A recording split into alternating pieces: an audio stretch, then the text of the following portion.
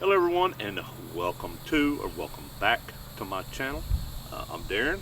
In previous videos we have talked about resources on the bee farm, the bee yard, whatever you call it. Food, water, several other things that are essential for bees to survive. We're here in North Louisiana where the temperatures are reaching 100 degrees. It's the end of June and we're already reaching the upper 90s, 100 degrees. It's starting to get hot. Our rain is pretty much stopped for the spring, and we're starting to get dry. All my little low-lying spots I got all over the place that normally hold water during the springtime are starting to dry up, and the bees are needing a water source. The closest water source they have after all my low-lying spots dry up is a quarter mile over the trees. There's a pond over there. I don't even know if they could go that far or what for water. I don't know, but this is what I'm going to do to give my bees some water. According to my research, which I do most of my research on other channels and so forth, watching what they do. I'll suggest you go do this because this is not the way. This is a way. This is the way I'm going to do it. There's other people that use bird baths and other methods to leave water trickling, but out here on my bee farm, I do not have a primary water source. I have to bring all my water out here. I bring it in 30-gallon drums when I come out here to water plants, and have a camper over here, an RV over here, and I've got a 300-gallon tank on it that I use to have water in my camper. I keep that full, but I have to bring water out here. Every time I come out here, if I plan on doing anything with water, I have to bring water with me. So I don't have a way to keep water going out here for the bees, so I have to have something a little bit bigger. I can't fill a bird bath. I can't have water trickling into a bucket somewhere for them, anything like that. But from my research, bees don't necessarily use water as hydration. They get plenty of water hydration from other things, sugar water, nectar, so forth like that. What they're doing with this water, when they come forage for it, they're taking it into the hive.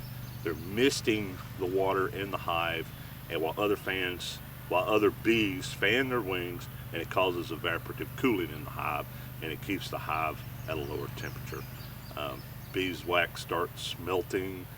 I don't even know what point it is, but it starts getting very malleable at about 100 degrees. So if you can't keep a beehive under, if bees can't keep it under 100 degrees, you could have a potential loss of beeswax and the comb they've drawn out and stuff like that.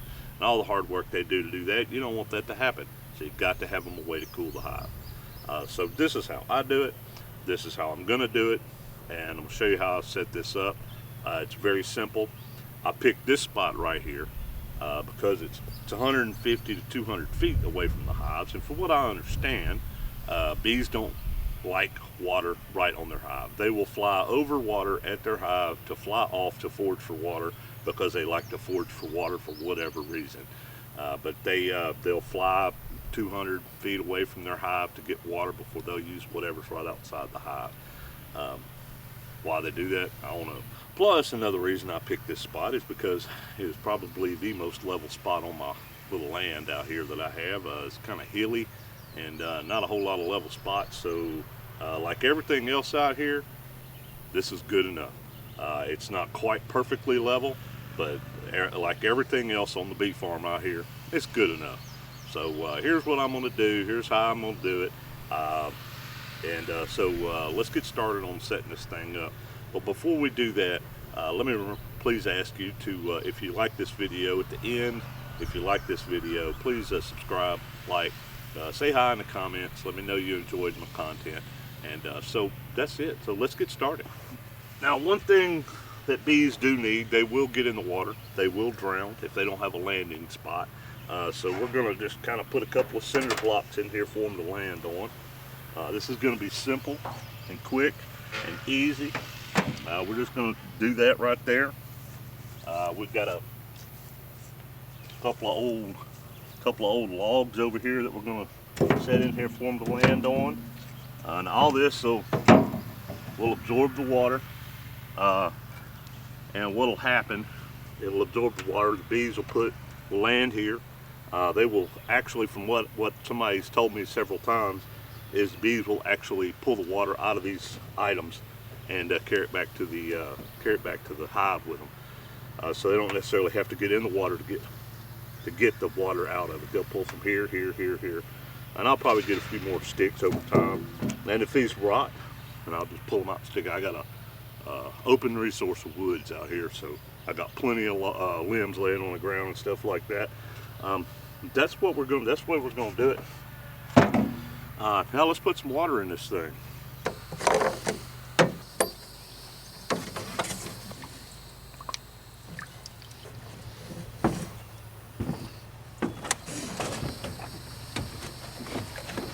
Like I said earlier, I don't have any water source out here, so I'm pulling water out of drums in the back of my truck.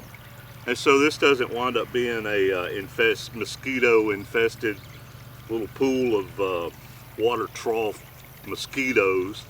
We're going to add a little pump to it, so we get a little pumping action going on, have the water moving around. I picked a solar pump. I'll show that to you in a minute. Okay, so while that's filling up, the pump I picked, and I'm not selling this pump by any means because I have no idea if it works or not, because I just bought it the other day myself.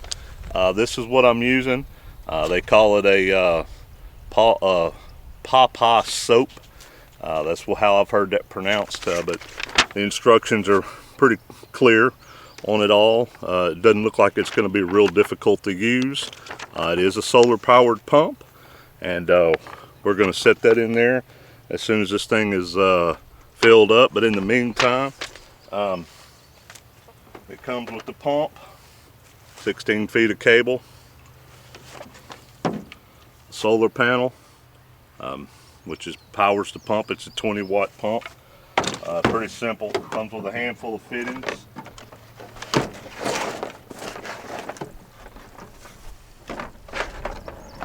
A stake for your solar panel to sit on.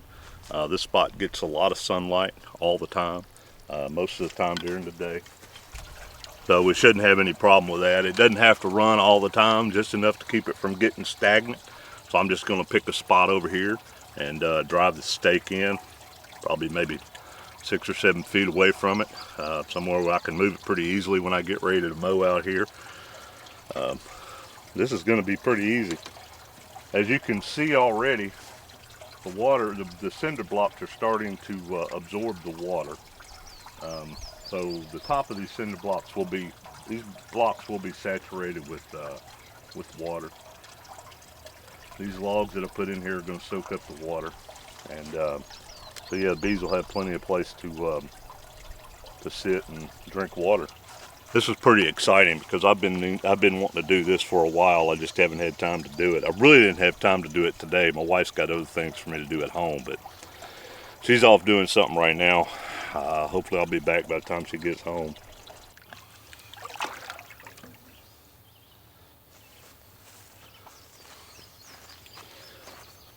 There, maybe that'll do. What do you think? Let me know what you think down in the comments. Might put a few more logs and stuff in there to give them a little bit more room to land, but I think that'll do for now.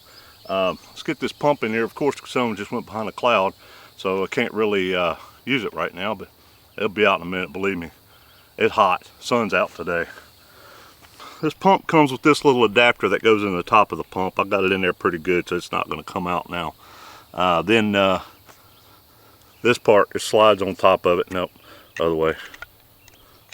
No, like that right there. Slides on top of it. And you got this valve right here that helps you set your flow. There's no fastening, no nothing. It just sticks together just like that. Then you have this part right here that sits on top of that.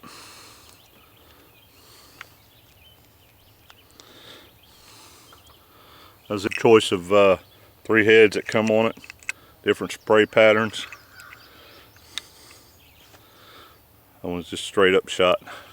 This was going to have quite a bit. This is the one I'm going to go with right here. I might try this one and this one just to see what they look like. little pump has little suction cups on the bottom of it so it doesn't try to float up on you. You just stick that on the bottom of whatever you're using it in. It seems to be in there fairly decently. So let's plug this thing in and see what happens. It's trying. I don't think there's enough sunshine just yet for it to happen. Hang on. You know, when I started making this video today, I thought, man, as soon as I plug this pump in, the sun's going to go behind the cloud. And here we are. I knew this was going to happen. Wait for it. Wait for it. Hold. Almost there. Hang on. The sun's fixing to come out. Here it comes. Hang on. I can see it. The sun's coming right across this way. This much cloud left.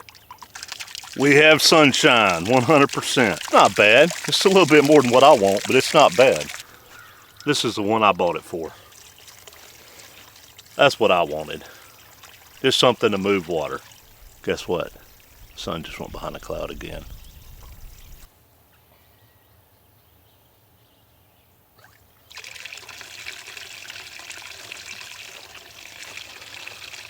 Alright, so we had a little malfunction on the pump. Pump kind of fell apart on me.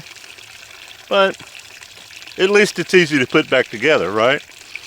So the pump gets about a 5 for me. I don't know, it's up to you. I'll put a link to it in the description. Anyway, this is how I'm watering my bees. Put a little bit of granulated sugar on top of each one of these cinder blocks.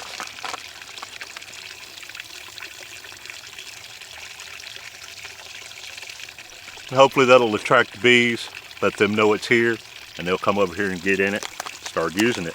So, alright, well I hope y'all enjoyed the video. Hope you found it useful at least. If so, subscribe, like, comment, thumbs up, all that kind of fun stuff. Y'all know what to do. Anyway, give me some love down below, and we'll see y'all on the next one.